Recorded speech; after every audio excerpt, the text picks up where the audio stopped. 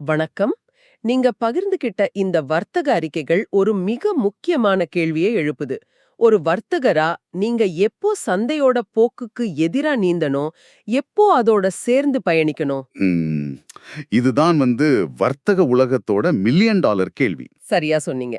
இதுதான் வர்த்தகத்தோட மையப்புதிர்னே சொல்லலாம். இன்னைக்கு நாம அலச போற இந்த கருவி இந்த 2 ஆட்டத்தையும் ஒரே நேரத்துல ஆட முயற்சிக்குதுன்னு சொல்றாங்க. அது எப்படி சாத்தியம் தான் பார்க்க போறோம். ஆமா. சில நேரங்கள்ல ஒரு ரப்பர் பேண்ட ரொம்ப இழுத்தா என்ன ஆகும்? அது திரும்பவும் அதோட பழைய நிலைக்கு வரும் இல்லையா? ஆமா. அது மாதிரி விலை அதன் சராசரி நிலைக்கு திரும்பும்னு பந்தயம் கட்டணும். இத சராசரிக்கு திரும்புதல், அதாவது மீன் ரிவர்ஷன்னு சொல்லுவோம்.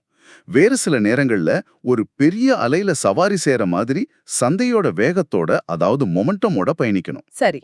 எந்த ரெண்டுக்கும் நடுவுல சரியானதை தேர்ந்தெடுக்கிறது தான் பெரிய சவால். இந்த கருவி அந்த சவாலை எப்படி எதிர்கொள்ளுதுன்னு 2 நிஜ உலக உதாரணங்கள் மூலமா நாம விரிவா பார்க்க போறோம். அறுவை. அப்போ ஒரு கருவி எல்லா சூழ்நிலைகளிலும் நல்லா வேலை செய்யுமான்னு சோதிக்கிற மாதிரி நாம இந்த கருவிய 2 அழகழகு சோதனைகளுக்கு உட்படுத்த போறோம். ம்.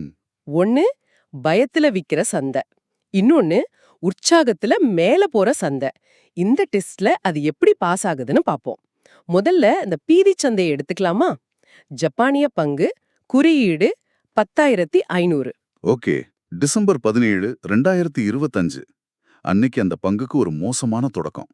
உங்க அறிக்கை இத ஹியூஜ் கேப் டவுன்னு சொல்லுது. ஒரு நிமிஷம். ஹியூஜ் கேப் டவுன்னா என்னன்னு நம்ம நேர்களுக்காக கொஞ்சம் விளக்க முடியுமா? நிச்சயமா. முந்தின நாள் ட்ரேடிங் முடிஞ்ச விலைய விட அடுத்த நாள் காலையில மார்க்கெட் திறக்கும்போது விலை ஒரு பெரிய பள்ளத்துல விழுந்த மாதிரி ரொம்ப கம்மியா தொடங்குறது தானே அது? மிகச்சரியா. ஒரு ராத்திரியில ஏதோ கெட்ட நியூஸ் வந்த மாதிரி முந்தின நாள் 1740 ஜேபிஒய்ல முடிஞ்ச பங்கு அடுத்த நாள் காலையில கிட்டத்தட்ட 1725 ஜேபிஒய்ல தான் தொடங்குச்சு. ஓஹோ. அங்கிருந்து இன்னும் சரிஞ்சு 1718 ஜேபிஒய் வரைக்கும் போச்சு. இத ஒரு பீதி விற்பனை, பேனிக் செல்லிங்னு சொல்லலாம். எல்லாரும் ஒரே நேரத்துல வெளியேற முயற்சி பண்ற மாதிரி ஒரு நிலைமை. சரி. இப்படி ஒரு சரிவுல எல்லோரும் விக்கும்போது வாங்குறதுங்கிறது கீழே விழுகிற கத்திய பிடிக்கிற மாதிரி ஆபத்தான விஷயம் இல்லையா? ஆமா. ஆனா உங்க வரைபடம் அந்த சரிவோட மிக கீழ் மட்டத்துல, அதாவது சுமார் 1720 ஜேபிஒய்ல ஒரு 0.1 அப் வாங்கும் சிக்னல் வந்ததை காட்டுது. ம். இது ஒரு அதிர்ஷ்டமான கணிப்பா இருக்க வாய்ப்பில்லையா? இந்த ஒரு தடவை சரியா அமைஞ்சிருச்சா? நல்ல கேள்வி. அது வெறும் அதிர்ஷ்டம் இல்ல. அதத்தான் அந்த அறிக்கை அடிமட்டத்தை துல்லியமாக பிடித்தல், அதாவது பாட்டம் ஃபிஷிங் பிரிசிஷன்னு குறிப்பிடுது. ஓகே. அந்த 0.1 சிக்னல் இந்த மாதிரியான தீவிரமான சரிவுகளை கணிக்கிறதுக்காகவே வடிவமைக்கப்பட்டது. விற்பனை அழுத்தம் எப்போ குறையுது, அந்த பயம் எப்போ தணியுதுன்னு அது உணரும். ஆஹா. ஒரு பெரிய புயலுக்கு பிறகு வர்ற அமைதி மாதிரி அது. அந்த சிக்னல் வந்த பிறகு பாருங்க, விலை திரும்பவும் 1,70,735 ஜேபிஒய் வரைக்கும் மீண்டு வந்துருச்சு. ஒரே நாள்ல ஒரு முழுமையான வி வடிவமீட்சி. அதேதான். அப்போ இந்த கருவி சந்தையோட மனநிலைய உணருதுன்னு சொல்றீங்க. அது எப்படி எண்கள்ல காட்டுது? உங்க அறிக்கையில பயாஸ் டேபிள் பட்டி கடிச்சேன். ஆமா, அது ரொம்ப முக்கியம். அது தொடக்கத்துல -8ன்னு பேரிஷ், அதாவது கரடிப்போக்குல இருந்து, அப்புறம் -5ன்னு நியூட்ரல், அதாவது நடுநிலைக்கு மாறுச்சு. எனக்கு ரெண்டுமே நெகட்டிவ் நம்பரா தான் தெரியுது. அந்த சின்ன மாற்றம் எப்படி ஒரு பெரிய வித்தியாசத்தை ஏற்படுத்துது? இதுதான் இந்த கருவியோட மிக நுட்பமான அம்சம். அந்த -8 ஸ்கோருங்கிறது ஒரு எச்சரிக்கை மணி. எச்சரிக்கை மணியா? ஆமா. கவனம், சந்தை ரொம்ப பலவீனமா இருக்கு, ஒரு பெரிய சரிவு வரலாம்னு அது முன்கூட்டியே சொல்லுது. அந்த கேப் டவுன் நடந்தப்போ அந்த எச்சரிக்கை நிஜமாயிருச்சு. ஆனா சரிவு நடந்த பிறகு ஸ்கோர் -5ஆ மாறுச்சு. சரி.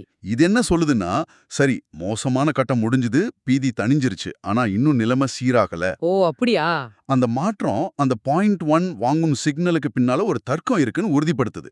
அது சும்மா ஒரு சிக்னல் இல்ல, சந்தையோட மனநிலை மாற்றத்தோட அறிகுறி. சரி. கீழே விழுகிற கத்திய சரியா பிடிக்கிறதுல இந்த கருவி திறமையா இருக்குன்னு தெரியுது. ஆனா எல்லா நேரமும் சந்தை விழுந்துகிட்டே இருக்காதே. இருக்காது. சில சமயம் அது ஒரு ராக்கெட் மாதிரி மேல போகும். அப்படிப்பட்ட ஒரு வலுவான போக்குல இந்த கருவி எப்படி உதவுது? தென்கொரிய பங்கு உதாரணம் அதுதானே காட்டுது. ஆமா. இப்ப நம்ம முற்றிலும் எதிர்மாறான ஒரு சூழ்நிலையை பார்க்கிறோம். தென்கொரிய பங்கு குறியீடு 005930. அன்னைக்கு ஒரு போக்கு நாள், அதாவது ட்ரெண்ட் டே. அதாவது சந்தை ஒரே திசையில வலுவா பயணிச்ச நாள்.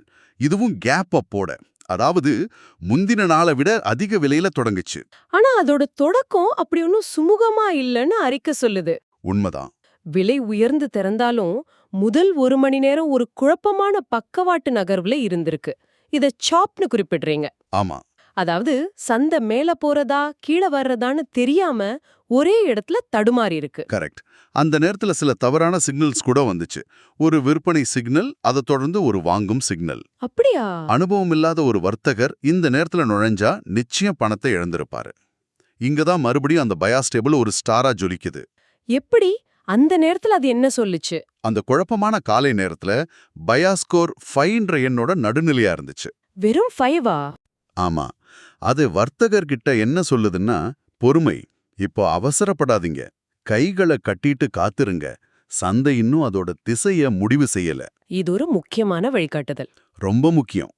ஏன்னா சில நேரங்கள்ல வர்த்தகம் செய்யாம இருக்கிறது தான் சிறந்த வர்த்தகம். புரியுது. அப்போ உண்மையான நகர்வு எப்ப தொடங்குச்சு? அந்த பயாஸ் டேபிள் எப்போ பச்சை கொடி காட்டுச்சு? சந்தை அந்த பக்கவாட்டு நகர்விலிருந்து விடுபட்டு உண்மையான மேல்நோக்கிய பயணத்தை தொடங்கினதும் பயாஸ்கோர் உடனே 16ன்ற உயர் எண்ணுக்கு தாவுச்சு. 16ஆ? ஆமா. அதோட நிலை ஸ்ட்ராங் புல்லிஷ், அதாவது வலுவான காளைப்போக்குன்னு மாறுச்சு. அதுதான் உண்மையான பயணத்தை தொடங்குறதுக்கான சிக்னல். ஓகே. இப்ப இன்ஜின் சூடாயிருச்சு, ரயில் கிளம்ப தயாராயிருச்சுன்னு சொல்ற மாதிரி. இங்க சிக்னல்களும் வித்தியாசமா இருந்துச்சு. ஜப்பானிய பங்குல பார்த்த அந்த 0.1 சிக்னலுக்கு பதிலா இங்கே 0.3 அப், 0.4 அப், 0.5 அப்னு தொடர்ச்சியான வாங்கும் சிக்னல்கள் தெரியுது. இது எதை குறிக்குது? இதுதான் இந்த கருவியோட இரட்டைத்தன்மையை காட்டுது. ஜப்பானிய பங்குல அது ஒரு மீட்பாளரா செயல்பட்டுச்சு. சரிவை தடுத்து ஒரு திருப்பு முனைய அடையாளம் காட்டுச்சு. ஆனா இங்க அது ஒரு வழிகாட்டியா செயல்படுது. அது திருப்பு முனைய தேடல, அதுக்கு பதிலா போக்கு ஏற்கனவே வலுவா இருக்கு, இந்த பயணத்துல சேர இல்லனா உங்க முதலீட்ட அதிகரிக்க இதோ சரியான இடங்கள்னு சுட்டி காட்டுது. புரியுது. ஆனா ஏற்கனவே வேகமா போற ரயில்ல ஏறுறது ஆபத்து இல்லையா? நல்ல கேள்வி. அந்த பயணத்தோட உச்சியில ஏறி ரயில் உடனே திரும்பினா என்ன செய்யறது? அந்த ஆபத்தை இந்த கருவி எப்படி சமாளிக்குது? மிக முக்கியமான கேள்வி. அந்த ஆபத்து எப்போதுமே இருக்கு. அதனாலதான் இந்த கருவி ஒரே ஒரு சிக்னல் மட்டும் கொடுக்கறதில்ல. 0.3, 0.4, 0.5ன்னு தொடர்ச்சியான சிக்னல்களை கொடுக்கறதன் மூலமா அது போக்கோட வலிமையை உறுதி செய்யுது. ஓ, அப்படியா? ஒவ்வொரு சிக்னலும் ஆமா முந்தின கணிப்பு சரிதான், பயணம் தொடருதுன்னு சொல்ற மாதிரி.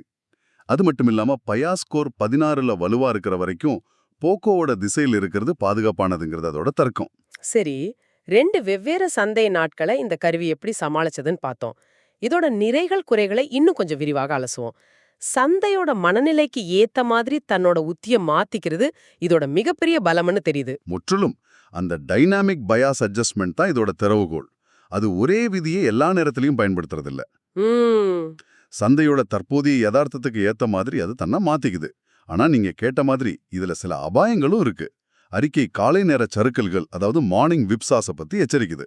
அதாவது அந்த கொரிய பங்கோட ஆரம்பத்துல வந்த குழப்பமான சிக்னல்களை பத்தி சொல்றீங்க. அதேதான். அவசரமா செயல்படுற ஒரு வர்த்தகர் அந்த முதல் விற்பனை சிக்னல்ல நுழைஞ்சு நஷ்டமடைஞ்சு அப்புறம் வர்ற பெரிய ஏற்றத்தை தவறவிட வாய்ப்பு இருக்கு இல்லையா? சரியா சொன்னீங்க. அந்த ஆரம்ப குழப்பம் எனக்கு ஒரு பழைய சம்பவத்தை ஞாபகப்படுத்துது. சில வருஷங்களுக்கு முன்னாடி இதே மாதிரி ஒரு சாப் சந்தையில பொறுமை இழந்து ஒரு தப்பான வர்த்தகத்துல நான் நுழைஞ்சேன். ஓ. நான் வித்ததுக்கு அப்புறம் தான் அந்த பங்கு மிகப்பெரிய ஏற்றம் கண்டுச்சு. அன்னைக்கு வந்த லாபத்தை நான் பூர்த்தியா தவறவிட்டேன். ஐயையோ. அதனாலதான் பயாஸ் நடுநிலையா இருக்கும்போது கைகளை கட்டிட்டு காத்திருக்கிறது எவ்வளவு முக்கியம்னு நான் அனுபவபூர்வமா சொல்லுவேன். இன்னொரு ஆபத்து பத்தியும் அறிக்கை குறிப்பிடுது. போக்குக்கு எதிரான ஆபத்து, அதாவது கவுண்டர் ட்ரெண்ட் ரிஸ்க். ஆமா. அதாவது சந்தை ராக்கெட் மாதிரி மேல போய்கிட்டு இருக்கும்போது கூட இந்த கருவி சில சமயம் ஒரு 0.1 விற்பனை சிக்னலை காட்டக்கூடும். இது ரொம்ப குழப்பமா இருக்குமே. இருக்கும். இதுதான் மனிதனும் இயந்திரமும் சேர்ந்து செயல்படுறதுல உள்ள பெரிய சவால். கருவி ஒரு சின்ன லாபத்துக்கான வாய்ப்பை பார்த்து அந்த சிக்னலை கொடுக்கலாம். ஆனா பயாஸ்கோர் 16ன்னு வலுவா ஸ்ட்ராங் புல்லிஷா இருக்கும்போது அந்த சின்ன விற்பனை சிக்னலை நம்ம சந்தேகத்தோட அணுகணும். சரிதான். அது ஒரு தற்காலிக நிறுத்தம், இல்லனா ஒரு சின்ன சரிவா இருக்கலாம். ஆனா அது போக்கோட முடிவா இருக்காது. இங்கதான் வர்த்தகரோட அனுபவமும் பகுத்தறிவும் தேவைப்படுது. கருவி தர தகவலை சூழலோட ஒப்பிட்டு பார்த்து முடிவு செய்யணும். இறுதியா இதோட காட்சி உதவிகளை பத்தி பேசலாம். நேர்களால வரைபடத்தை பார்க்க முடியாது, அதனால அதை வார்த்தைகளால விவரிக்க முடியுமா? நிச்சயமா. அறிக்கையில நீலம் மஞ்சள் நிறங்கள்ல புள்ளிக்கோடுகள் இருக்குன்னு சொல்லப்பட்டிருக்கு. அது எளிமையா சொல்லணும்னா ஒரு ரூமுக்கு தர ஆர் கூரை இருக்கிற மாதிரி கற்பனை செஞ்சுக்கோங்க. சரி. விலங்கிறது அந்த ரூமுக்குள்ள துள்ளுற ஒரு பந்து. மஞ்சள் நிறக்கோடு தரை, அதாவது சப்போர்ட். நீல நிறக்கோடு கூரை, அதாவது ரெசிஸ்டன்ஸ். தரை, கூரை, நல்ல உவமை. பந்து கீழே வரும்போது தரையில பட்டு திரும்பவும் மேல எழும்ப வாய்ப்பிருக்கு. மேல போகும்போது கூரையில இடிச்சு திரும்பவும் கீழே வர வாய்ப்பிருக்கு. ஓ, இது எப்படி பயன்பட்டுச்சு? அந்த ஜப்பானிய பங்கோட மீட்சியை நினைச்சுப்பாங்க. சரிவிலிருந்து மீண்டு வந்த விலை ஏறிட்டே போச்சு. ஆனா திடீர்னு ஒரு குறிப்பிட்ட புள்ளியில அதோட வேகம் தடைப்பட்டுச்சு. ஆமா. அந்த புள்ளி வரைபடத்துல இருந்த ஒரு நீல நிற கோடு, அதாவது கூரை. அது அந்த பங்கோட அன்றைய பயணத்துக்கான இலக்கா அமைஞ்சது. ஓகே. இது மாதிரி காட்சி குறிப்புகள் நான் வாங்கினா எங்க விற்கணும், இல்லனா நான் வித்தா விலை எங்க திரும்ப வாய்ப்பு இருக்கு போன்ற கேள்விகளுக்கு தெளிவான பதில்களை தருது. ஆ, இந்த விரிவான அலசல்ல இருந்து நாம எடுத்துக்க வேண்டிய முக்கிய பாடம் என்ன? இந்த கருவி ஒரு குறிப்பிட்ட வேலைக்கு மட்டுமான ஒரு சுத்தியல் மாதிரி இல்ல. இல்ல. மாறா, இது ஒரு ஸ்விஸ் ராணுவ கத்தி மாதிரி. அது சந்தையோட நிலைக்கு ஏத்த மாதிரி வெவ்வேறு கருவிகளை பயன்படுத்துது. பயமான சரிவுகளுக்கு 0.1ன்ற மீட்பு கருவியையும், வலுவான போக்குகளுக்கு 0.3, 0.4 போன்ற தொடர்ச்சி கருவிகளையும் பயன்படுத்துது.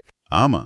மேலும் எந்த கருவியை பயன்படுத்தணும்னு சொல்ல பயாஸ் கோர்ன்ற ஒரு வழிகாட்டியையும் வச்சிருக்கு. இங்க ரொம்ப சுவாரஸ்யமான விஷயம் என்னன்னா, சொல்லுங்க. வர்த்தகத்தோட ஒரு அடிப்படை குழப்பத்தை இது தீர்க்க முயற்சிக்குது. நீங்க சந்தை போக்குக்கு எதிரா பந்தயம் கட்டணுமா இல்ல போக்குடன் போகணுமா? ஆமா, அந்த ஆரம்ப கேள்வி. இந்த கருவி ரெண்டையும் செய்யலாம். ஆனா எந்த ஆட்டத்தை எப்போ ஆடணும்னு நான் சொல்றேன்னு சொல்லுது. பயத்திலிருந்து பரவசம் வரை சந்தையோட உளவியல ஒரு கட்டமைக்கப்பட்ட எண்கள் அடிப்படையிலான முறையில புரிஞ்சுக்க இது ஒரு சக்தி வாய்ந்த முயற்சி. அருமையான தொகுப்பு. நம்மளோட இந்த ஆழமான அலசல முடிக்கிறதுக்கு முன்னாடி உங்களுக்கு ஒரு இறுதி சிந்தனை. ம்.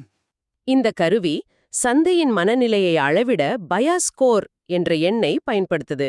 இது ரொம்ப புத்திசாலித்தனமா தெரியுது. ஆனா மனிதர்களோட பயம், பேராசை, நம்பிக்கை போன்ற சிக்கலான, பெரும்பாலும் பகுத்தறிவுக்கு ஒவ்வாத உணர்வுகளாலான சந்தை உளவியல உண்மையிலேயே ஒரே எண்ணுல சுருக்கிட முடியுமா? ம். ஒருவேளை கருவியோட தர்க்கமோ ஒரு அனுபவமிக்க வர்த்தகரோட உள்ளுணர்வோ நேருக்கு நேர் மோதுற ஒரு நாள்ல எதை நம்புறது சரி?